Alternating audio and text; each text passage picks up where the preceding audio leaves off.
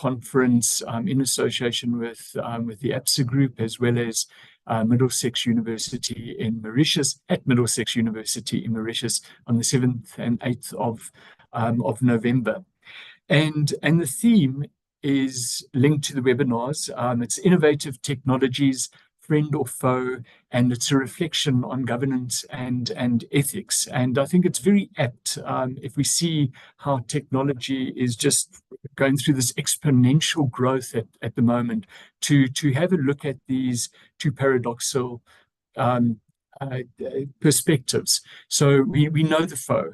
We know how technologies can be abused through cyber attacks, through social media manipulation and fake news, how artificial intelligence is a way of cheating in MySpace, in academia, etc. So today, I'm very hopeful that we're going to be looking at the friend aspect and explore how these innovative technologies can contribute to purpose-driven organizations. So really looking forward to a dynamic conversation, and with that, I'll hand over back to you, Carolyn. Thank you.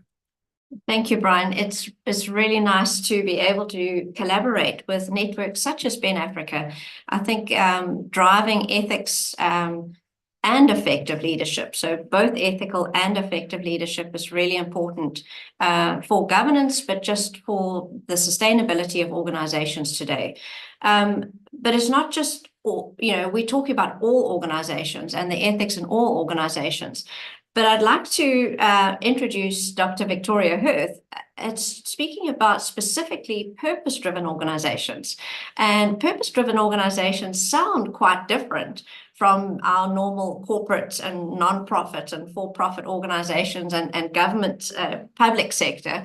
But Victoria, can you just give us a brief overview on what are these purpose-driven organizations and how they're different from any other type of organization? Yeah, thank you, Carolyn. And good to be with you all. Please do connect on LinkedIn. I always feel I see all these amazing people that I never get to connect with, so please do. I think the first thing to say is that, we have all these different corporate forms because we've gone down a journey with the way that we govern the world, the way that we decide and what the economy is and how we govern it, and therefore how we govern organizations within it. What purpose-driven organizations do is really sort of allow us to take a big step back and ask us, what are we really doing here? And therefore, what decisions will be in our best interests for our collective long-term well-being? That is the goal of the economy, the mandate of government, humanity's meta-purpose, the definition of sustainability. And so what it really does is kind of cut to the chase. So allow us to stand back and leapfrog to that point of saying, well, what would it mean to govern an organization so that its decisions were optimally aligned with the goal that we're after, collective long-term well-being? And that's really what a purpose-driven organization is. And then it then asks the question back, why do we have organizations that are not that? And so in a way, it's a potential unifying position where we may decide we want different organizational forms, but we're really conscious about why it's okay that we are suboptimally allowing that organization to either not use those resources to optimally drive collective long-term well-being, or destroy the basis of long-term well-being in the process of doing what they're doing. So in summary, then diving a little bit just into that decision-making system, because if we're talking about technology, we're talking about decisions, and technology is, of course, a tool of decision-making. And so very specifically, governance, as we know from ISO 37000, is three things: direction, oversight of that direction, and accountability for that direction. So oversight and accountability anchor to direction, and direction gets to the heart of decision making. That's what it is. It's the governing body and the governance system saying, here is the direction for the decisions you need to make, based on two key things. Firstly, what are we here to generate? What value are we intending to generate? Otherwise, why are we even an organization in the first place? What are we coming together to do that takes collective shared resources and does something useful for long-term well-being for all people and planet? That's the purpose question. And the definition is very specifically, what is our optimal strategic contribution to long-term well-being for all people in the planet? So on the one hand, unifying, because we all have that same goal, but differentiating, because you're saying, what's the bit that we're doing? So value generation intent is the first part of organizational direction. And then the second part is within what constraints. So some constraints, some boundaries, what we would call parameters, in other words, for decision making, are things we can't choose, like time or the weather. But lots of things are chosen, including choosing to obey the law. That's your classic parameter within which you need to operate. But there are a whole range of other ones that a purpose-driven organization would be very conscious about what it's doing, as in creating boundaries to protect very specific specified value while it optimizes for the purpose. So, for example, you would be primarily, and at a very minimum, wanting to protect the value of the social and environmental systems that underpin long-term well-being for all people and planet. So you would want to say, and net zero is a classic parameter, we're going to do what we do. And for traditional organizations, that's optimize our self-interest or our survival or our, and usually financial self-interest. But we're going to do it within net zero. That's a classic parameter for decision making. But then, of course, we have all these social and environmental systems that need protecting, that underpin our collective long-term well-being for all, and which are degraded. So a purpose-driven organization will be very conscious, not just about what value it wants to protect for those systems to be at least functioning in a healthy way, but what decision-making parameters it would put in place that it would then oversee and account for to be able to say, yes, that's working. And then you have other categories. You might risk parameters, parameters that protect the value that you have agreed and specified for your stakeholders, that protects your stocks and flows of financial and non-financial and all other capitals, that enables you to oversee in a good way. So your parameters can be as large and as specific or as broad as needed. But the question that is at the heart of any parameter is, will this, as something that's applied by the whole organization, including the governing body, will those parameters actually optimize our ability to achieve our purpose within our other parameters? And if not, we shouldn't constrain strategy. And that's the last thing perhaps I'll say, is that, of course, you have your direction, your value generation intent and your value protection intent. And that governance frame sets the basis for strategy. And strategy is, how do I optimally achieve this goal within these parameters? And so if we're not clear about those goals and parameters, we can't really judge whether a strategy is a good or a bad one. We certainly can't judge whether it's aligned with long-term well-being for all people and planet. So ISO 3711 that's being built at the moment is going to create the specification for this governance system based on ISO 37000 that will allow us to see collectively and decide collectively what good looks like. And from there, we can go back and say, what does that mean for everything else? So I don't know if you wanted to, I know we're going to come back around again and talk specifically about technology, but I hope that gives, it's quite technical, but I hope it gives enough substance to what we mean.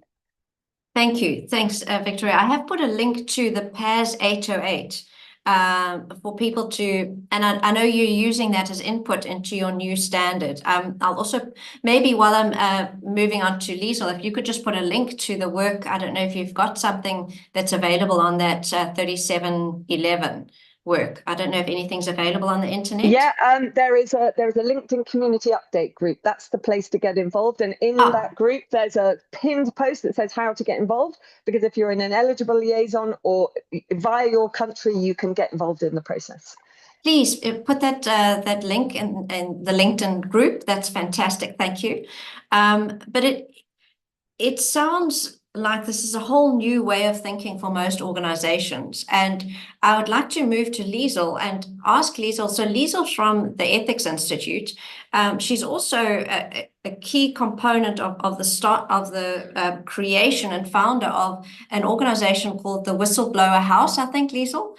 Correct. And in terms of holding these organizations accountable to this higher purpose, maybe start with general organizations. Just holding them accountable to at least ethical practice, given the ethics in the whistleblower house and what the work that you're doing there. Can you just explain to us how you hold organizations accountable to not even the higher purpose, but just their general purpose?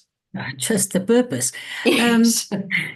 So I might also mention that I'm also involved with the Business Ethics Network of Africa. So it all just, comes together. It's a small world. All right, Carolyn, and good day, everyone. At the Ethics Institute, we assist organizations to basically enhance the organizational culture. So we want ethical, mature organizational cultures. And this differs from just an organizational culture.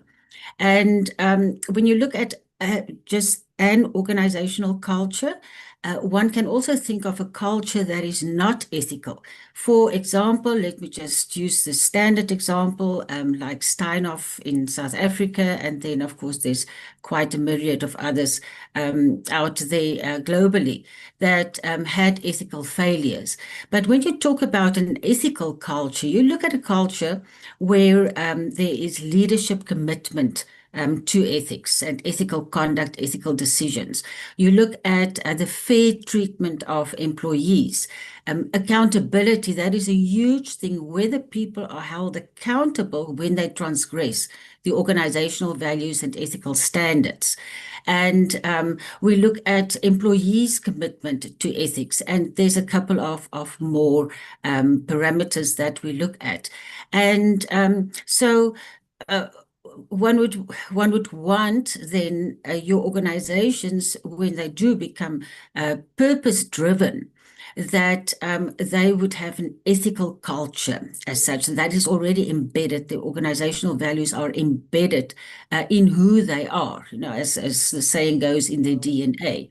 So that is the work that we do at the Ethics Institute, and we don't hold organizations necessarily accountable in that, we can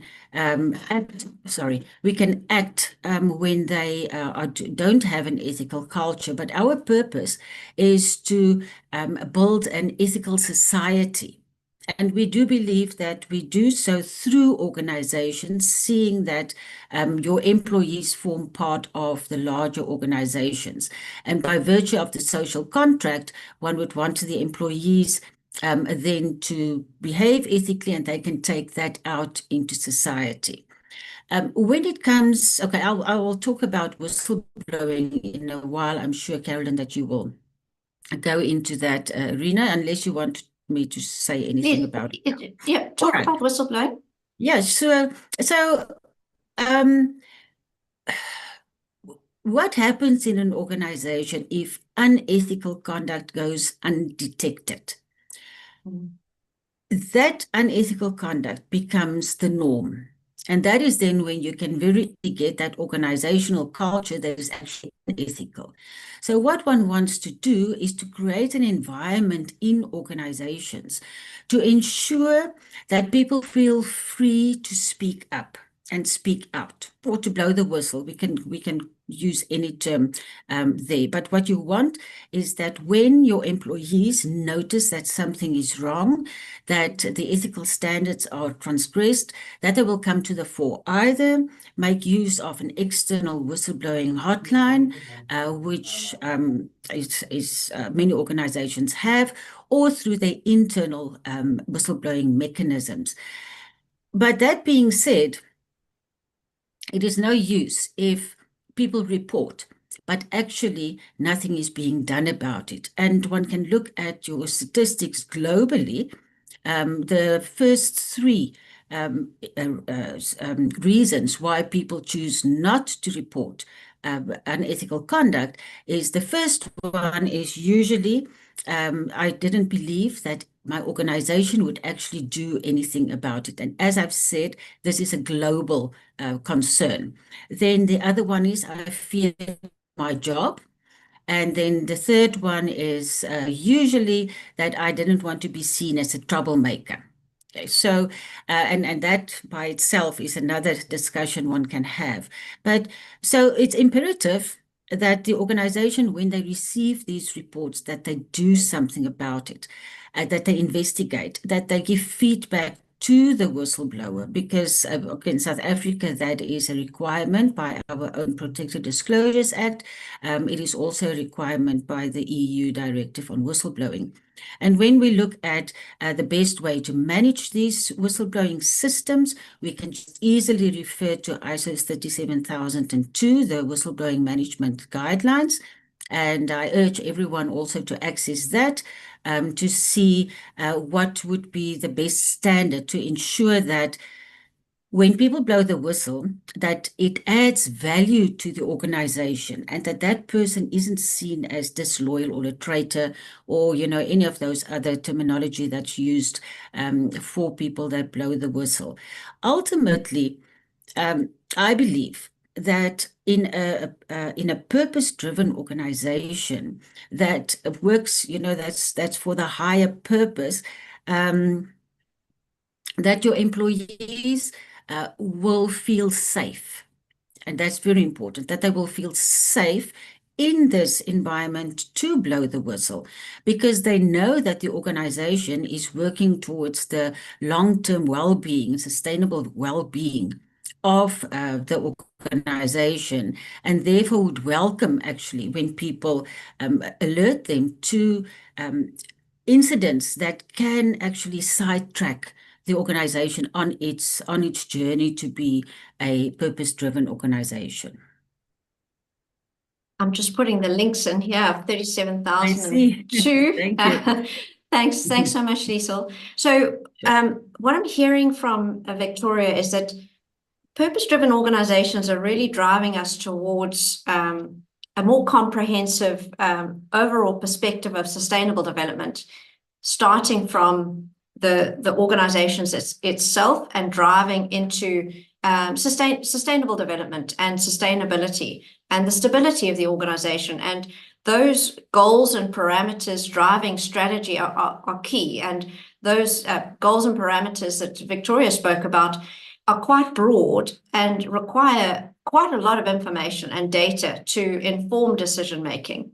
And then you have, Liesl, what you were speaking about is very much, yes, it's ethical behavior and it's internal, but also external stakeholders holding the organization to account. And there's culture involved and various things to help the organization stay on track. Not only from a compliance perspective, but also on track for sustainable development and social and environmental well-being, as Victoria mentioned.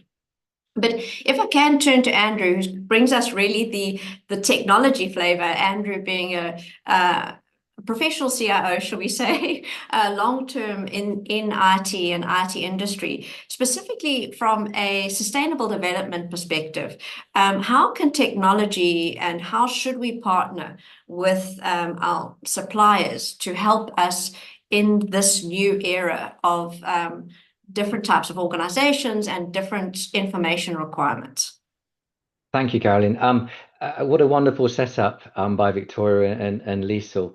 So I must set the context to the audience, please. My background and why I'm really presenting today is too many years in technology leadership. A good many years were spent at Tullow Oil, leading technology across sub-Saharan Africa, both West Africa offshore and onshore in East Africa, and also other parts of the world too, but with a particular focus on developing countries where Tullow had an ethical position. I'm trying to use some of the language that I've heard over the last few minutes to give something back. So to bring its knowledge and skills and expertise in engineering and actually bring something back. Yes, commercially, both Victoria and Liesl highlighted the ultimate value-driven aim of most organizations, and also to bring value to the countries and the communities in which Tullow operated. And I do remember one decision-making meeting in which one of my peers facing a difficult ethical decision, said, I don't think anybody would want to do this. However, I would prefer to do it because if I do it with my colleagues, brackets at Tullow, we'll do it right. We'll do it the best way possible. Whereas other organizations would make the same decision, but perhaps would do it in a different way. And when I say a different way, in a way which could put the environment at risk, which could put the local communities at risk, and of course could hurt people. And oil and gas, its principle, after, I'm afraid, making money, it's a business, is not to hurt people and it's not to damage the environment. And I hope people actually believe the sincerity in the way I say that. So I start with the outcome, that the technology that I was enabling for Tullow was to, one, deliver the operations that were required, and an outcome not to hurt people, and an outcome not to damage the environment. Two things which are truly measurable and ultimately are two very clear compliance measures of success or failure. So again, this is the long segue into where technology fits. Now I perhaps speak in slightly different language. When introducing any technology, you obviously have to keep it simple. And I've heard simplicity in what Liesl and Victoria said around decision making and direction and principles. And the same in technology. And I'm only going to repeat what I think everybody knows, but we tend to forget. Introducing new technology in any organization, and any new technology, new being new to the organization, whether it's a well-established technology or a new emerging technology, is people, process, technology, and I think we have to say, and data. So let's think about the people first. Have you communicated to them? Are they trained and skilled in the use of the technology that you are introducing them to? Processes. Have you introduced or amended your ways of working, which enables that technology to be used in existing processes, to transform or adjust existing processes, to add value? And we'll come back to data, which is something we always forget. Is the data ready to be used? If you do that, you have the greatest chance of doing things right. Doing things right being delivering all of the compliance, which means all of the success and the value that Liesl and Victoria have described. It means doing things in a compliant way, which typically means a legal way. From a technology perspective, it also means you're doing it in a secure way, a way where you are not only protecting the data for yourself from those people that would like access to your data to use it inappropriately. Let's call them the hacker. And also where you might simply be using data inappropriately, either by design or by accident. I'm very familiar with GDPR. Just basic principles around customer and client data. Do you have permission to use that data in the way that you are using it? And are you using it appropriately? And if we think about long-term data holding, are you holding information longer than you need? And when you no longer need it, are you disposing of it in an appropriate way? Said slowly, and with the support of chief compliance officers or DPOs, and I can't help but emphasize the value of those roles, you can operate in a purpose-driven way, you can be compliant, and you can be secure. And now we'll come back to my outcome as an oil and gas company. You can be safe. You can reduce the risks. You can reduce the likelihood of incidents, whether they are data-driven in terms of security, data-driven in terms of health and safety. People know how to operate, where to operate, when to operate, and in what way. So if they haven't got the information, there is a risk that they will damage themselves or they will damage the environment. So again, damaging any purpose of an organization wishing to work in a purpose-driven way, quite outside the principles of hurting people and damaging the environment and damaging the community. So I really want to sort of tie the loop up there around compliance. Now, take a step down, if I may. I couldn't sit here and not talk about AI, but I really want to emphasize that what I'm saying about AI is specific and generic around any new technology or any emerging technology that you wish to apply to your organization. And I'm going to repeat what I said a few minutes ago. It's highlighting, specifically, AI is highlighting the laziness that we have all come to. Perhaps, Lisa, we need some more whistleblowers around this, around the management of data and data governance. I think we've all got lazy because we are given access to vast data stores that no longer are disks on servers in a data room. Forgive me, I'm speaking to the technology folks on the call. But we're just using cloud-based technology wherever we are in the world, even at the most hard-to-reach places. And perhaps later we'll talk about access to technology in hard-to-reach places. But we can all access the internet today, which means we effectively have unlimited access to data storage, which means we have become lazy, particularly lazy in how we delete data. And also we have become ignorant of how we store and care for data. And that's putting one of our key compliance outcomes at risk as well. So let me run through AI very briefly, and I'll pass back to Carolyn. I always look at AI and I really flag to people, AI is not one thing, it's at least three things. And I'm going to keep it simple. I'm going to talk about Gen AI, LLMs, and machine learning and data analytics. Generative AI, a use case for generative AI today is fast track proposals for sale or contracts for commitment. And it's a fantastic tool for fast tracking both.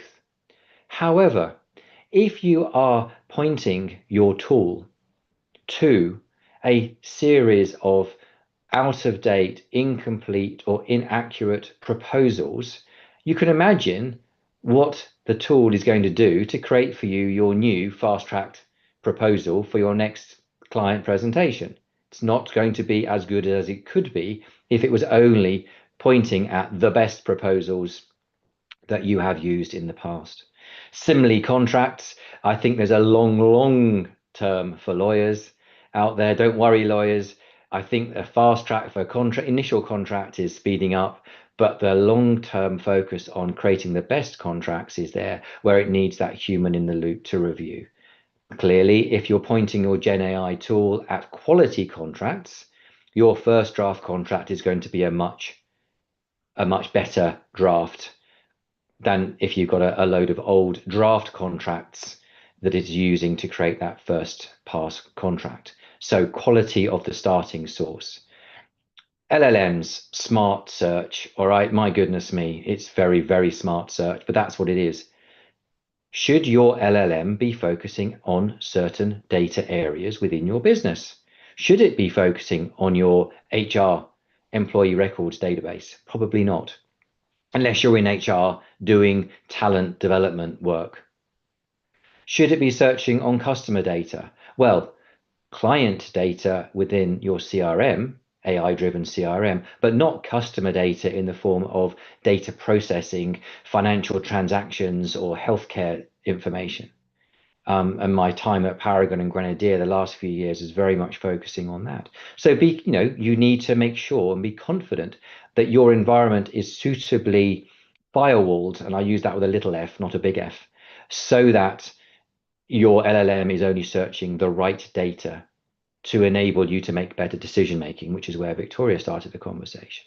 And let's finish my little piece on machine learning and data analytics. One of the brilliant things around machine learning, which is not a new thing, by the way, it's not AI of the last year or two. Machine learning has been around for a long time. One of the things that machine learning brings is it brings a focus on trend, direction, correlation, and anomaly. Well, if your data is full of dirty data, it's also going to be highly anomalous. So if you want your data analytics platform, your machine learning AI, to give you something new and different, to help you focus on the opportunity that you didn't otherwise know, or not be diverted by the anomalous opportunity or data point, you've got to be confident that your data source, your data lake, your data sources, because today it's not about one single environment, it's many sources, is clean. And therefore, getting data right, doing the things which we've become lazy about, is something which I think is critical. So I just conclude, whether you want to avoid hurting people, damaging the environment, you want to optimize your contribution to society, and you want to make the best decisions right across your business, you need to focus on communicating to the people, looking at your processes, and looking at your data. And if you don't do that, you can only expect value to be destroyed and damage to occur to your business at the end of the day. Thank you, Andrew. Thanks so much for those insights. I think it really brought our discussion down into the operational requirements and basics.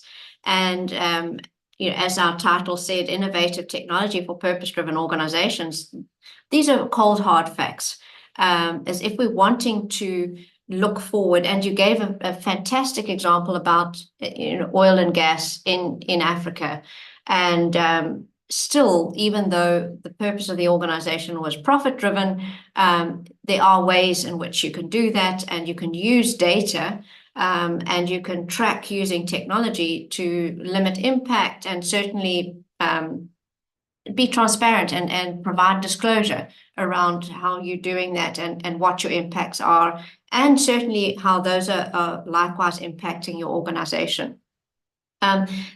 Then just shifting to Victoria, in closing the loop now, in purpose-driven organizations, we heard about these new technologies, these innovative technologies. And I really liked your point, Andrew, saying that any technology that's new to the organization is new technology, and it is an innovation in the organization. So there is a systemic shift that's needed in the culture and mindset of that organization.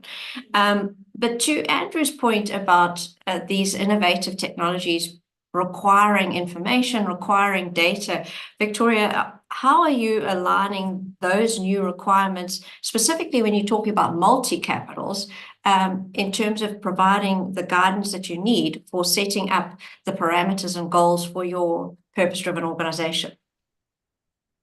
Well, I'll answer that in a couple of ways, and then you tell me whether I've nailed what the precise point that you're making. But I think the key thing is, and this is where we have to be kind of meta-reflexive about decision making in order to understand where we've gone wrong, why we're locked into going wrong, and where we're going, in order to be able to ask and answer those questions about data, information, and the technology that brings it. So ultimately, the reason that we are in such a mess, in summary form, I would say, is that we have created this box of decision making, which we govern to, and which creates a highly simplistic view of reality, but one that we can deal with, and one that makes us a lot of money. And it's based on short-term financial self-interest. Now, that's what I would call a traditional business as usual, because we've specifically embedded that decision-making frame, and it requires certain technology to be used in certain ways. And often we're creating that technology not because it serves this system, because it makes money for this system, but then comes back and affects that system. And I think AI falls into that category, right? Now, then you have these organizations, and I think, Andrew, yours seems to fall into that, which are what I would call Logic 2, which are enlightened self-interest organizations. So they are all the classic assumptions about the economy and how organizations and business should run, but are starting to not just placate stakeholders who are going, hang on a minute, there are problems here, you need to do something, but are actually, like you were saying, Andrew, saying, no, we really want to protect this value. We really want to expand our parameters beyond just checking we have enough stocks and flows of financial capital. We actually really want to have the data and the information and to be able to make decisions that also protect value A, value B. Now, usually that's a little bit enlightened on some things. So the data and information that's required in order to be able to expand that decision-making frame will require the additional information. But to the extent that the organization has said, that's important, we better check for that. We better have the data information in order to make that decision. Usually that is nowhere near broad enough that we need to be able to understand the real reality that sits outside of this decision-making frame. Whereas purpose-driven organizations are really opening the window to the real reality, the complexities of which really do exist and which we've tried to pretend don't, and the systemic consequences and degradation that have happened as a result. And therefore, they are, at least at the initial step, saying, we intend to make decisions in this way in order to have these effects on value. Now, they may be a very long way from that, but they know where it is that they want to go. And so in terms of data and information systems, everything you say there, Andrew, absolutely, would be the case for a purpose-driven organization. But what that purpose, a few key things. The organization would need to have way more, like the maximum amount of information in that system to have to be able to distill, like your compliance regime would be. Now, we all face all these. We have so many constraints to our decision making, but we usually are not conscious of them, and they're not consciously in the decision making system. So that would be different. So this is where that meta reflexivity around data comes in. The organization would be asking itself, not just to tick a box and comply, but to comply with protecting that value because it matters. Is this the right data? Is this drawing from the right source? Should we be making it a different way? How would we check? Because there is that motivation to want to, but around an expanded sphere of parameters. So that, and then of course you have the fact that the innovation, your idea of what is a market, how do we generate value, in what way, with what collaborations, also expands. And so your requirement for information will be broader, but also very dynamic and based on that real reality, which is constantly changing. So I don't know if that answers the question, because if we imagine every possible organization that you can imagine, from a one-person trading organization to a community group to the largest business to government, or all organizations, the technology and information requirements are going to be hugely varied. Where they're going to remain the same is that the generation goal is going to be anchored towards saying, but how does this contribute or not to long-term well-being for all people and planet, the reason that we exist, which is why making self-interest doesn't fit that. And what will remain the same is the social and environmental systems that underpin our collective long-term well-being for all. We will need high quality and movable data that keeps up with the latest science around those social and environmental systems. That bit will be the same for all organizations. What will be different then is infinitely variable. So to the extent that the new technology can support that, can enable that, and there will be this inherent motivation to want better and better data in order to make better decisions. Just to finally distill that down, ultimately what changes in a purpose-driven organization is consciousness about what question are we asking here, because that's where it all starts with decision making. What do we actually want to know? Then where are we getting that information? What information is coming to us in order to then who and how makes a decision? What decision, in other words, answers what question based on what data? And what purpose-driven organizations are very conscious about all of those pieces of the puzzle. Can you just reiterate for us, when you say that decision on a purpose-driven organization and it's about well-being, can you just hone in on that? So how is that different from what Andrew was saying in terms of, yes, we are going to extract this oil and gas, we are going to make a profit from it, but we're going to be careful in the process and more careful than other organizations. How's that different from what you're saying in terms of well-being? And I see Liesel's hand's also up. Yeah. So I'll keep it short. Yeah. Well, it's different because ultimately our business as usual decision-making system says, yes, the goal of the economy and the mandate of government, who uses the economy as a tool, we obviously delegate to government. That goal is to create well-being for everybody over the longer term. Yeah, that's literally mandated. It's economics 101. But what we do is we say the best way we do that is that we organize the market economy in such a way that if we all innovate and focus on our own self-interest, that because of the way that market dynamics work and a whole series of assumptions that we have decided to just digest and absorb and assume, Therefore, that will be, as a result of all of the stuff happening, what will pop out will be optimized collective long-term well-being.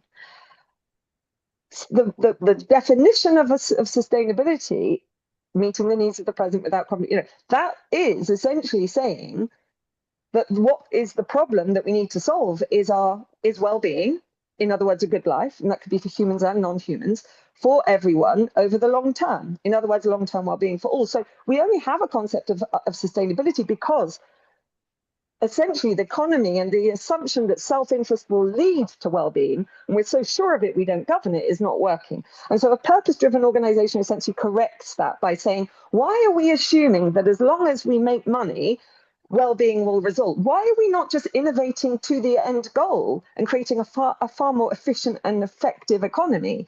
And that's what it does. It just shortcuts, and therefore you reduce all of the kind of cognitive pathways of this is what businesses do and this is how we should do it.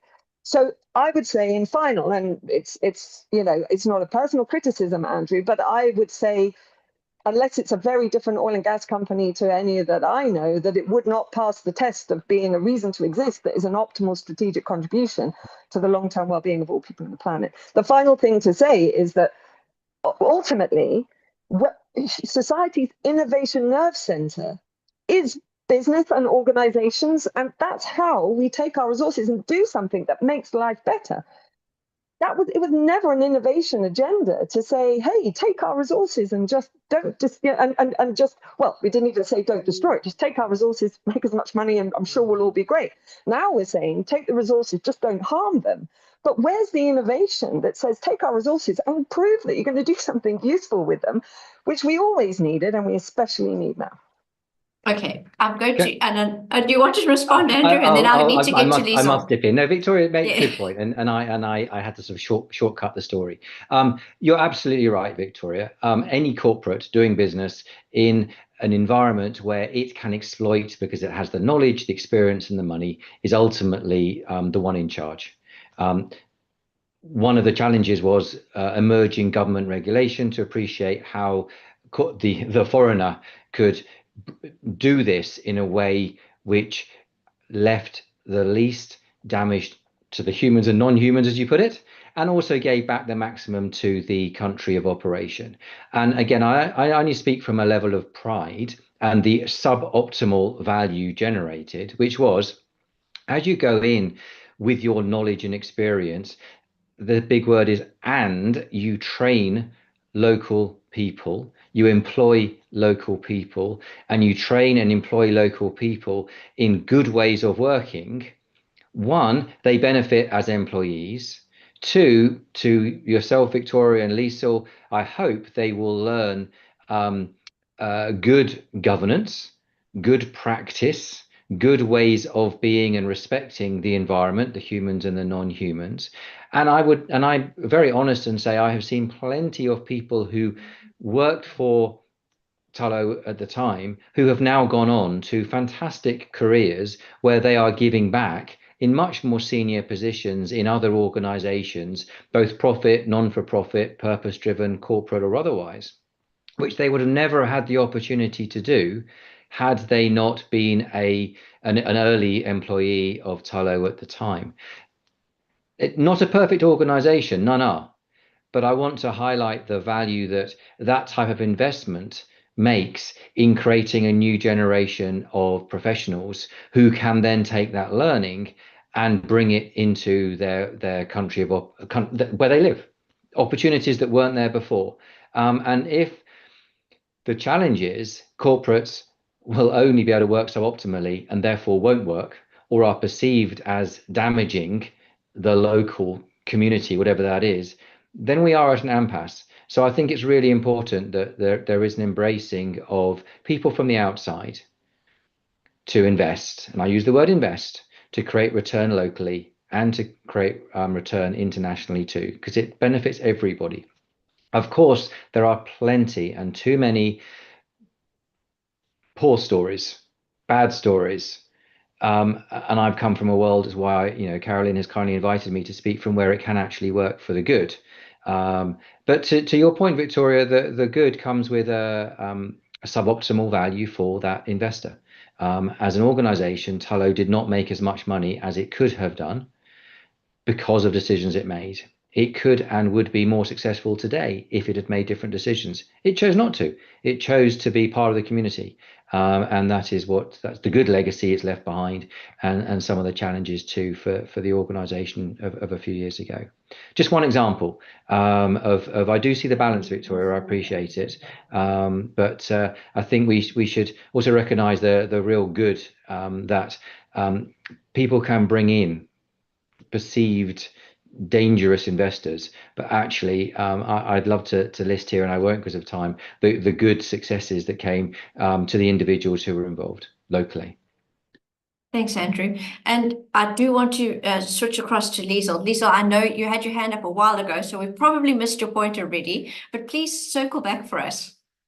Yes, it was a few points ago.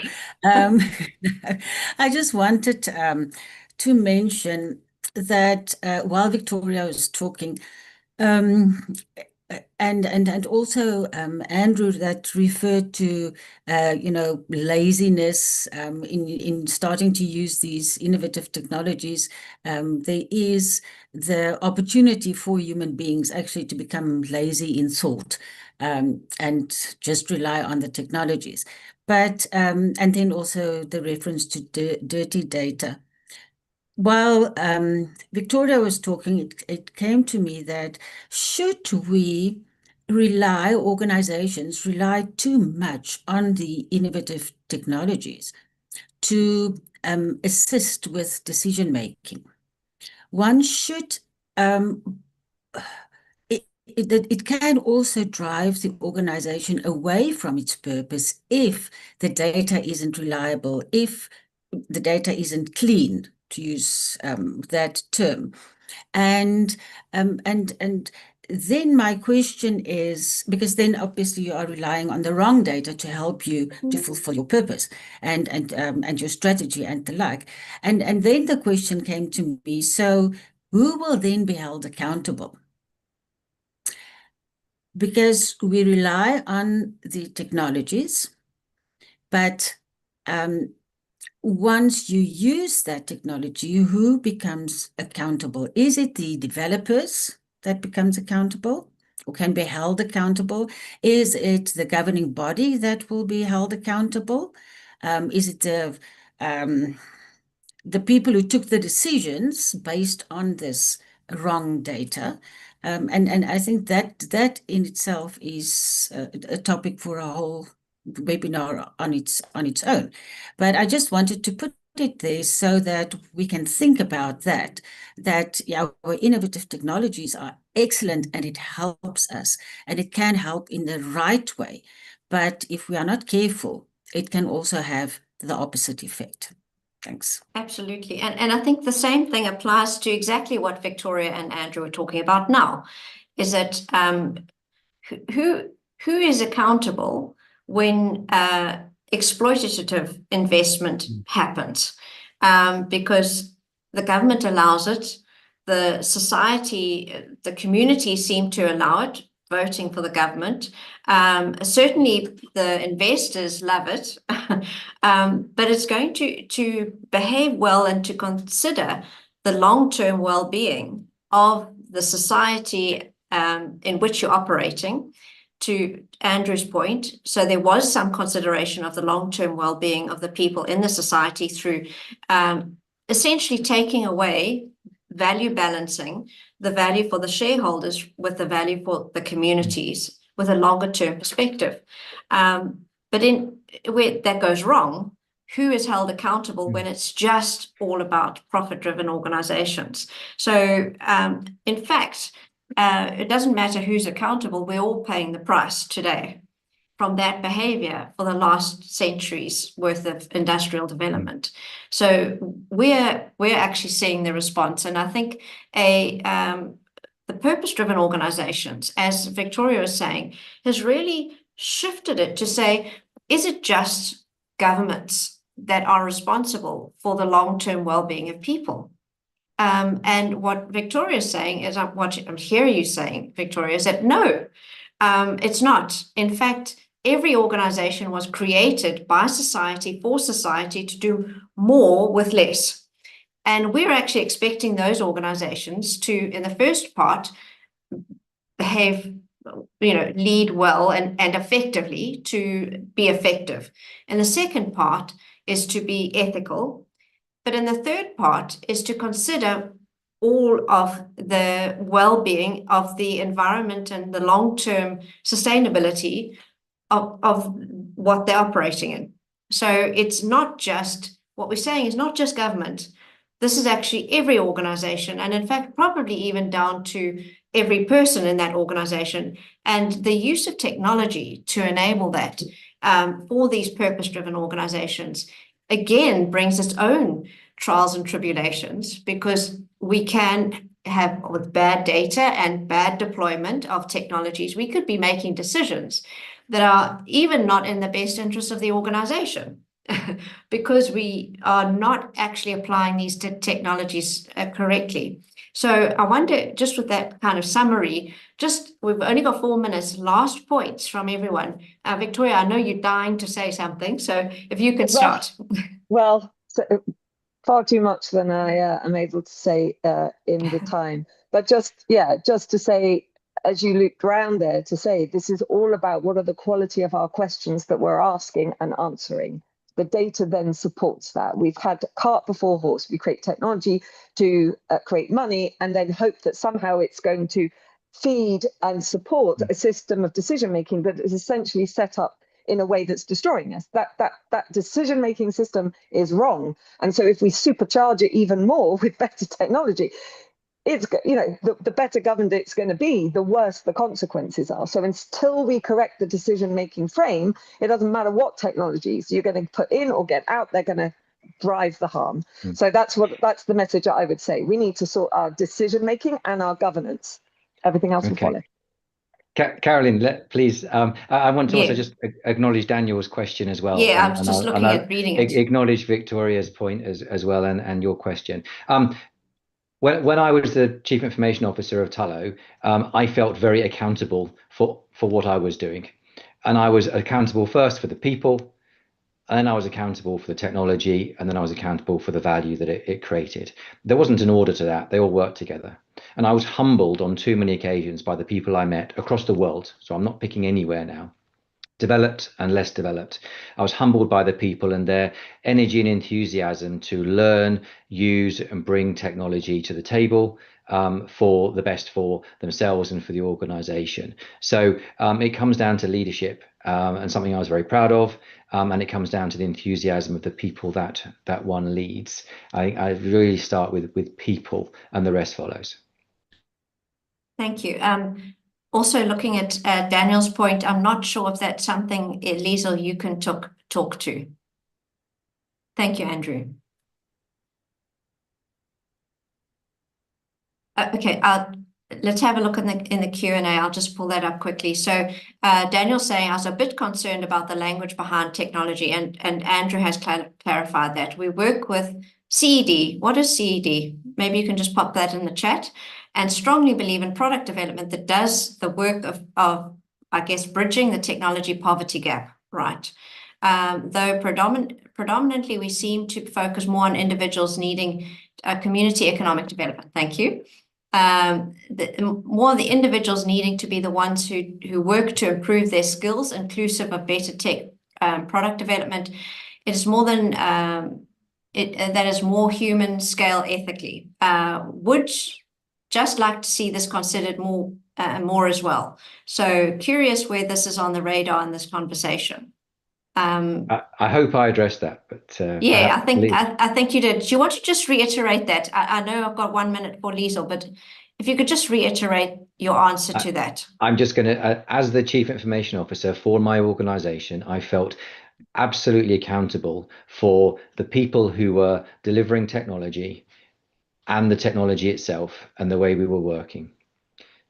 So it's about being accountable at a leadership level. That's what I want to emphasize, Daniel. If you're not seeing it, it's because there's a leadership failure, not a people failure.